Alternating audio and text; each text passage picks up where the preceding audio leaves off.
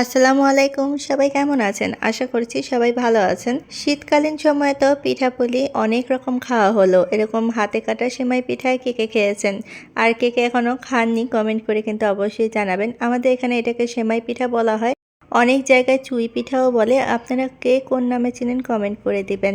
দেখতেই পাচ্ছেন অলরেডি কিন্তু সেমাই পিঠা কাটা হচ্ছে। আর যখন চালটা রান্না করা হয়েছিল তখন আমি ভিডিও করতে একেবারেই ভুলে গিয়েছিলাম। ফুটন্ত গরম পানিতে চালের গুঁড়িটাকে রান্না করে নেওয়া হয়েছে আর একটি সফট ডো তৈরি করে নেওয়া হয়েছিল। সেটা থেকে অল্প অল্প করে নিয়ে এখানে সেমাই কাটা হচ্ছিল। দেখতে পাচ্ছেন সবগুলো সেমাই কাটা হয়ে গেছে। আর এখানে শুধু সেমাই নয়, গোল গোল ডিজাইন করা হয়েছিল, লম্বাটে ডিজাইনও করা হয়েছিল। এরকম করে সেমাই পিঠা খেতে অনেক বেশি সুস্বাদু লাগে। অন্যদিকে কিন্তু গুড়ের শিরাও তৈরি করা হয়ে গিয়েছে। পানি আর গুড়টাকে গুলিয়ে দেখতেই পাচ্ছেন এখানে শিরা তৈরি করা হয়েছে। আর অন্যদিকে দুধ জাল করে ঘন করে নেওয়া হয়েছে। দুধের উপরে দেখতে পাচ্ছেন ঘন সর পড়ে গিয়েছে। আর পিঠার জন্য দুধটা যত ঘন হবে ততই বেশি মজা লাগবে।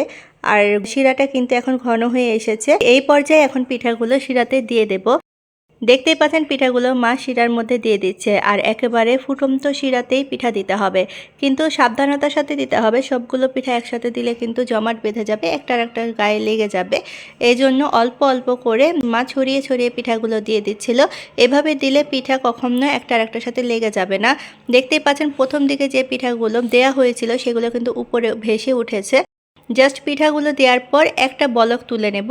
যখন এরকম একটা বলক চলে এসেছে তখন চুলার আঁচটা আমরা বন্ধ করে দিয়েছি। পিঠাটা কিন্তু এই পর্যায়ে একেবারে রেডি হয়ে গিয়েছে।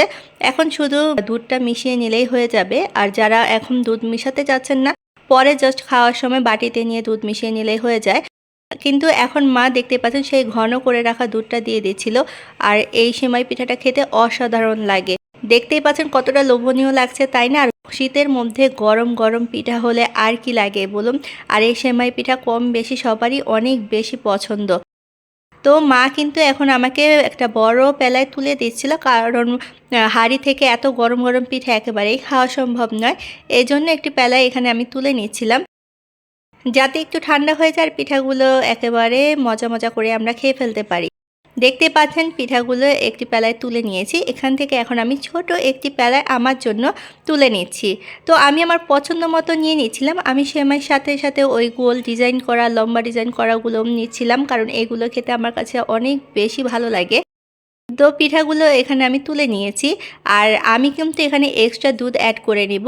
পিঠার উপরে যদি আমি মলাই আর দুধ অ্যাড না করি তাহলে আমার কাছে একেবারেই ভালো লাগে না। তো আমি একটু রাজকীয় স্বাদে পিঠা খেতে পছন্দ করি, এজন্য উপরে আমি একটু মলাই দিয়ে নিয়েছি আর একটু দুধ দিয়ে নিয়েছি। ব্যাস হয়ে গেছে আমার পিঠার পেলা রেডি। এখন আমি ঝটপট এই পিঠাগুলো খেয়ে নেব। আর আজকের ভিডিওটা কেমন হয়েছে কমেন্ট করে জানিয়ে দেবেন।